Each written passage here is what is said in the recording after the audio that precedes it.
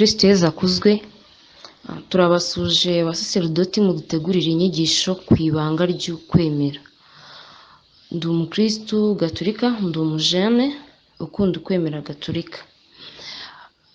Hari abantu tugenda duhura nabo cyangwa tubana nabo batubwira ko ari abapasiteri bize teolojiya, abaminuje muri teolojiya, ariko ugasanga hari inyigisho batwigisha twebwe tutabasha kumva cyangwa se tubona ko ari ubuyobe.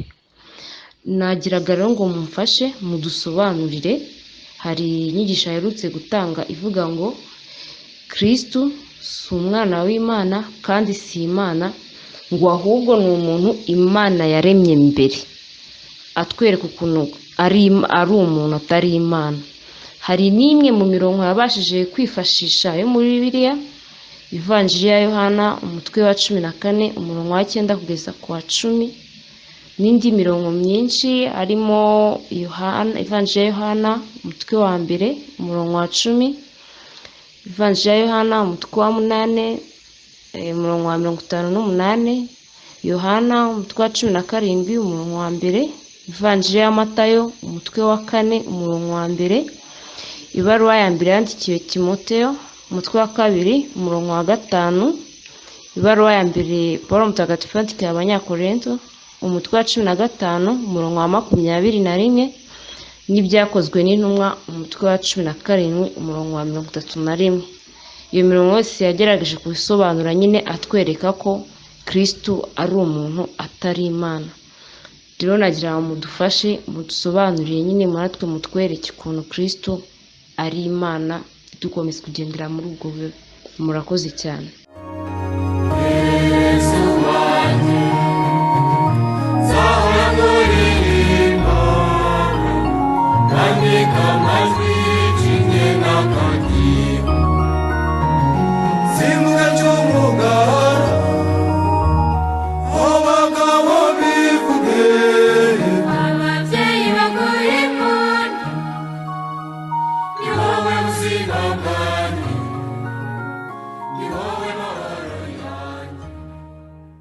Kristu Yezu akuzwe. Muvandimwe mujene utubajije iki kibazo kuri channel ya YouTube ibanga ryo kwemera. Mbere yo kwinjira mu gisubizo nyirizina, ndagira ngo ngaragaza utuntu dukurikira mu bijyanye n'abatubaza ku kwemera kwacu, ari abaza batugisha inama, ari n'abaza batubaza bati kuki mwemera iki n'iki mukemera gute. Ni ngombwa kwirinda impaka za ngo turwane. Burya ubukristu ni ukwihangana, ubukristu ni ugukunda bose n'abo tutemera kimwe. Ikindi, ubukristu budusaba kuzuzanya n'abandi, ariko kandi tudataye icyacu twemera, indanga kwemera yacu. Iyo ntihinduka, ahubwo twebwe uburyo tuyihamya nibwo buryo bugenda buhindagurika, kuko tugomba gutera agatambwe buri gihe mu kwemera, mu kwizera n'urukundo. Uzaza kubabaza ku mizero yanyu, ku kwemera kwanyu, mujye mubanza mumenye neza muti ese urambaza cyangwa uratubaza kugira ngo wumve uko twemera cyangwa uje uburana. Yari umuntu uje aburana agira ngo akwemeze ko wayobye, uwo mubwire uti nzi uwo nemeye. Ako kajambo karimo igisubizo gishyitse tugasanga mu ibaruwa ya 2 mutagatifu Paulo intumwa yandikiye Timote umutwe wa 1 umurongo wa 12. Paulo aragira ati niyo mpamvu ituma mbabara bene aka kageni, ariko nta soni binteye, koko rero nzi uwo nemeye, kandi sinshidikanya ko ashoboye kurinda ibyo yanshinze kugeza kuri wa munsi ukuza kwe. Uje kukuburanya ati warayobye kuki ibi n'ibi, ataje yoroshya ngo umusangize umubwire icyo wemera nawe akubwira icyo yemera, urebe niba hari icyo wamwigiraho nawe arebe niba hari icyo yakwigiraho. Ibyo nibyo byiza, naho uzaburana aje kukwemeza ko watakaye, ko wayobye, igihe ukomeye kukwemera kwawe, mubwira uti nzi uwo nemeye, ngaho igendera amahoro, nzi uwo nemeye. Ikindi cya kabiri, ku bijyanye no kwemera Yezu Kristu, twebwe nk'abakristu gatolika tumwemera gute? Ntabwo tumwemera nka kumwe bamwe bavuga bati ni umugabo utabashwa, yego ni byiza, abandi bati ni umusitari ukomeye, rurangiranwa, uzwi na benshi, yego ni byiza, abandi bati ni umunyabitangaza, yego ni byiza, ariko ibyo byose ntibishyitse. Yezu Kristu twebwe tumwemera nk'Imana rwose n'umuntu rwose. Turabivuga mu bisingizo bitagatifu by'Ukarisitiya, nihasingizwe Yezu Kristu, Imana rwose n'umuntu rwose. Yezu Kristu ni umwana w'Imana, kandi umwana w'Imana aba ari Imana, nk'uko umwana w'umuntu aba ari umuntu, nk'uko umwana w'intama aba ari intama. Yezu Kristu nawe ni umwana w'Imana wigize umuntu, kugira ngo aduhishurire data byuzuye, adutunganyirize hano ku isi, agende aduha gusa na data uri mu ijuru, maze azabone kudusohoza ku Mana Data. Nguwo Yezu Kristu, nuko tumwemera nk'abakristu gatolika. Niyo mpamvu hari bamwe tudahuza badakwiriye kwitwa izina abakristu, kuko uwitwa umukristu ni uwuhe?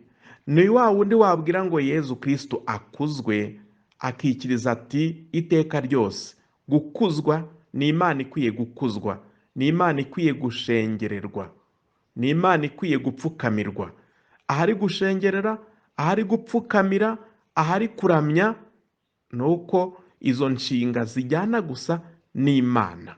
No muri Bibiliya aho bajene muzajya musoma ngo kuramya, gushengerera, mujye muvuga muti ubu hano ni Imana. Iyo mirongo ibitwereka ko uwo uvugwa, uwo baramya, nuko ari Imana, nuko ari umwana w'Imana. Muzamenyera aha hakurikira ko amadini avuga gutya na gutya ko ari amadini ya gikirisitu. Ingero, hahandi bavuga bati Yezu akuzwe, hakaba kwikiriza ngo iteka ryose, nuko bemera Yezu Kristu nk'Imana rwose n'umuntu rwose. Iryo dini ryitwa idini rya gikristu. Hahandi bavuga bati Yesu ashimwe, bati ahimbazwe, nuko ari idini rya gikristu. Hahandi bakora ikimenyetso cy'umusaraba, nuko ari idini rya gikristu. Hahandi babatiza ku izina ry'Imana Data na Mwana na Roho Mutagatifu, nuko ari idini rya gikristu. Noneho dukomeze tuzirikane, umuntu uvuga ngo nemera Kristo ariko adashobora kwikiriza ngo ahimbazwe cyangwa akuzwe iteka, nuko aba yemera agace ka Kristo, abamwemera nk'umuntu wabaye igihangange, nk'umuntu wabaye inyangamugayo, ariko ntabamwemera nk'umwana w'Imana wigize umuntu akabana natwe. Ntago abamwemera nk'Imana rwose n'umuntu rwose, aba amwemera mu gace runaka, mu myitwarire runaka, ariko ntago aba yemera ko yapfuye akazuka kubera twebwe. Abo bose bemera gutyo batakwikiriza ngo Yezu akuzwe iteka ryose, Yesu ashimwe, ahimbazwe, ntidukwiye kubatera amabuye, ntidukwiye kubacira urubanza, nabo kandi ntibakwiye kuducira urubanza. Dukwiye kubarekera ukwemera kwabo, bataje kuduturaho ukwemera kwabo, bataje kudushinja ngo twaribeshye, twarayobye, ntibabyemerewe, natwe tukabarekera mu byabo kugeza igihe urumuri rw'ijuru ruzabamurikira. Nge noneho mu gisubizo nyirizina ku kibazo watubajije. Ndagusaba ubwenge ndetse n'ubushishozi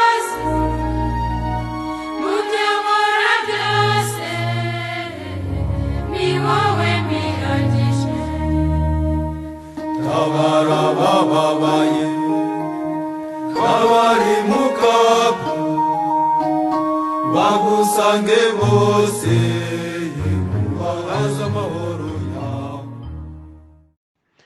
Iyi mirongo yose twanyujemo amaso dusanga ahubwo ihamya ko Yezu Kristu ari umwana w'Imana. Mvuge imwe muri yo. Yohani 14 umurongo wa 9 kugera ku 10. Yezu aramusubiza ati, Filipo we, n'iminsi yose tumaranye ukaba utanzi? Uwambonye aba yabonye na data. Hano rwose Yezu arahamya ko umubonye aba yabonye Imana data. Ni ukuvuga ngo barahwanye n'umwe. Yohani 1 umurongo wa 10 ngo yari mu isi kandi isi yabayeho kubwe, ariko isi irarenga ntiyamumenya. None se ko isi yabayeho kubwe, ni ukuvuga ngo niwe byose Imana data yabiremesheje. Niwe jambo, rya jambo ryavuze ngo habeho iki, niryo ryaje kwigira umuntu mu nda ya Bikira Mariya. Uyu murongo nawo uhamya ko Yezu ari Imana rwose n'umuntu rwose. Yohani 8:58 Yezu arababwira ati, ndababwira ukuri koko, Aburahamu atarabaho narindiho. Bishatse kuvuga ngo Yezu Kristu yahozeho, ariho kandi azahoraho. Gusa igihe cyagenwe kimaze kugera, yigize umuntu maze abana natwe. Yohani 17 umurongo wa 1 Yezu amaze kuvuga atyo, yubura amaso ayerekeza ku ijuru, aravuga ati, dawe. Hano arahamya ko Imana ari se, kandi niba Imana ari se, nuko yamubyaye iteka ryose. Ati, igihe kirageze, hesha ikuzo umwana wawe. Bishatse kuvuga ngo yari yarigize umuntu, ni nkaho yamubwiye ati, ngarutse iwawe, noneho ntari Imana gusa mwana wawe, ahubwo mfite na kamere muntu. Ngaho kuza, zamura na kamere muntu yanjye, kugira ngo n'abantu bagire kamere muntu yabo mu ijuru. Matayo 4 umurongo wa 1 hanyuma Yezu ajyanwa na Roho Mutagatifu mu butayu kugira ngo ashukwe na Sekibi. Hano rero igitangaje cyabo bibeshya gutyo nuko basoma akarongo kamwe. Iyo bakomeza gusoma bakareba uburyo Yezu nk'umwana w'Imana yatsinze iyo Sekibi, kandi akayitsinda ruhenu, akayitsindira ku nda, akayitsindira ku makuzo yari mushukisha, akayitsindira ku kwigerezaho yari mushukishije. Turebe ibaruwa ya mbere Mutagatifu Pawulo ntumwandikiye Timote, umutwe wa 2 umurongo wa 5 kugera kuri 6. Koko rero Imana ni imwe rukumbi, n'umuhuza w'abantu n'Imana akaba umwe. Ni Kristu, Yezu Kristu niwe muhuza w'Imana n'abantu. Niba ari umuhuza w'Imana n'abantu nuko yifitemo kamere Mana kugira ngo duhuze n'Imana, twebwe ahuza tukaba turi abantu, bityo akaba anafite kamere muntu. Amaboko atareshya ntaramukanya. No kuvuga ngo Yezu Kristu muri kamere muntu ye turareshya, niyo mpamvu yigize umuntu akabana natwe. Noneho muri kamere Mana ye akaba dusumba, ariko kubera ko yigize umuntu, azamura ya kamere muntu kugira ngo nayo igere mu Mana. Dukomeze tureba indi mirongo ya Bibiliya ihamya ko Yezu ari umwana w'Imana, Imana rwose. Muri Yohani umutwe wa 1 umurongo wa 1 kugera kuri 3 barabihamya neza. Mu ntangiriro ya byose jambo yariho, uwo jambo ni Yezu Kristo. Mbere y'iremwa ry'ibiriho byose, mbere y'uko ibiriho bitangira kubaho, jambo yariho, ngo yabanaga n'Imana, kandi jambo akaba Imana. Wasimbuka ukagera ku murongo wa 14 ngo igihe cyagenwe kimaze kugera, nuko wa jambo yigira umuntu maze abana natwe. Na Yohani 1 umurongo wa 18 hagira hati, nta wigeze abona Imana na rimwe, ahubwo umwana w'ikinege uba muri se niwe wayimenyekanishije. Iyo dukomeje gusoma Yohani umutwe wa 10 umurongo wa 27 kugera kuri 30, tubona nanone uburyo noneho Yezu Kristo ahamya yeruye ati, njyewe ndi utanga ubugingo, kandi ubugingo bw'iteka, ndetse akomeza avuga ati, nje na data turi umwe. njye na data turi umwe, kuvuga ngo njye n'Imana data turi umwe, kuvuga ngo Imana ni imwe ariko mu bapersona batatu: Imana data, mwana, roho mutagatifu. Imana imwe mu batatu. Hano Yezu Kristu arabihamije yeruye ati njye na data turi umwe. Niyo turebye muri Yohani umutwe wa 20 umurongo wa 27 kugera kuri 29, Tomasi we wa wundi washidikanyaga yarapfukamye aravuga ati nyagasani Mana yanjye, kuvuga yashengera Yezu Kristu, ahamya yeruye bidashidikanywa ko nyagasani Yezu Kristu ari Imana rwose. Kubera ko mu gihe yabonekeraga abandi Tomasi adahari, byageze aho none haremera amubwira ati ngaho uzane urutoki rwawe, uzane n'ikiganza cyawe, ushyire mu cyanjye urebe hahandi hari ibikomere, ureke kuba umuhakanyi ahubwo ube umwemezi. Ni Yohani 20 umurongo wa 27 kugera kuri 29. Tomasi abonye ibyo bimenyetso, abonye uburyo Yezu Kristu yamurebye mu mutima ati nyagasani Mana yanjye. Hano aba yamamaje bidasubirwaho ko Yezu Kristu ari Imana rwose, Imana ya Tomasi, Imana ya Izaki, Imana ya Aburahamu, Imana ya Yakobo, Imana y'abemera. Yezu Kristu ni umwana w'Imana. Tunasomye mu ibaruwa yandikiwe Abahebureyi umutwe wa 1 umurongo wa 6 kugera ku wa 8, haragira hati: igihe yohereje imfura yayo ku isi, uwo ni Imana data, yaravuze iti abamarayika bose b'Imana bazamupfukamire. None se ninde muntu usanzwe abamarayika bapfukamiye, maze n'abantu ntawe bapfukamiye nkanswe abamarayika? Hano harakomeye. Uwo abamarayika bapfukamira, twebwe abantu twakora iki? Ko abamarayika ari ibiremwa by'Imana bidafite umubiri, roho nsa. Uretse se kibi wiheje akica agacumura, ariko abamarayika beza bariho, nabo bapfukamira umwana w'Imana bagashengerera. Mwazabyisomera mu ibaruwa yandikiwe Abahebureyi umutwe wa 1 umurongo wa 6 kugera ku wa 8. Gupfukama, kuramya. Yezu Kristu ni Imana kuko n'abamarayika baramuramya. No muri Matayo umutwe wa 2 umurongo wa 1 kugera ku wa 3, igihe Yezu yavukiraga i Betelehemu yo muri Yudeya ku ngoma ya Herodi, abanyabwenge, abo bantu bafite ubwenge buhanitse bize koko, baragiye bajya gushakisha uwo mwami w'Abayahudi wari umaze kuvuka, kuko bari bayobowe n'inyenyeri. Nuko bageze aho barapfukama baramuramya, kuvuga bamwemera nk'umwana w'Imana koko, nk'Imana ku isi, nk'Imana mu bantu. Ntabwo ari aho gusa. No muri Matayo 14 umurongo wa 29 kugera kuri 33, igihe Petero yagendaga hejuru y'amazi agira ngo yigane Yezu, ubundi umuhengeri ugiye kumutura mu mazi ngo arohame, aratera hejuru ati nyagasani nkiza, nyagasani nkiza, birandangiranye. Yezu atari kuhamwe namera gatowe kucyo ushidikanya. Nuko Yezu acubya umuhengeri n'imiyaga, byose birahosha. Abari mu bwato ngo bahita bamupfukamira. Gupfukamira, hapfukamirwa Imana. Ni ijambo rikomeye muri Bibiliya, naherekana ko Yezu rwose ari Imana. Ngo bahita bamupfukamira bavuga bati koko uri umwana w'Imana. Bongeye kubihamya.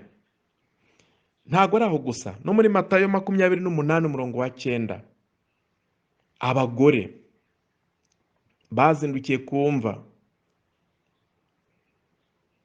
ndetse na mbere yuko apfa baramwegereye bahobera ibirenge bye bamupfukamye imbere.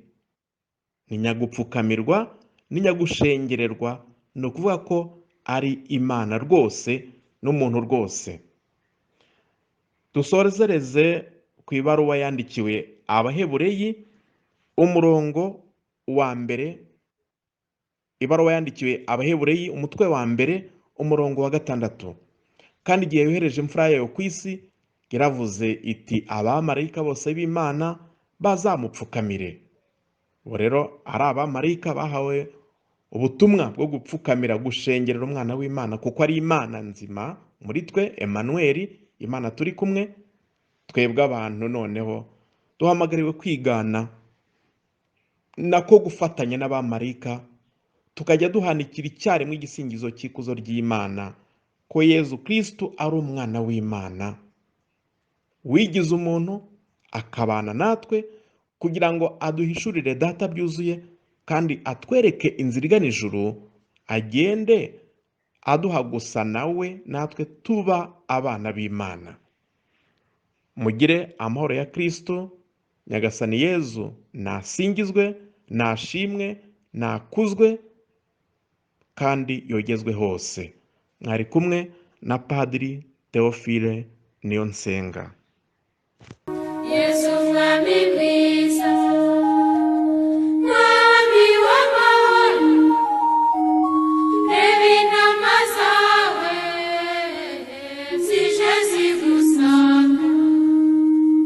ngutuye ababyiruka barindi bibazika mu butoya bwabo bahore bakunonye. Uri umushumba mwiza, wongera umenye intama, umwe wigane wowe mwami wanjye. Ganza mana yanjye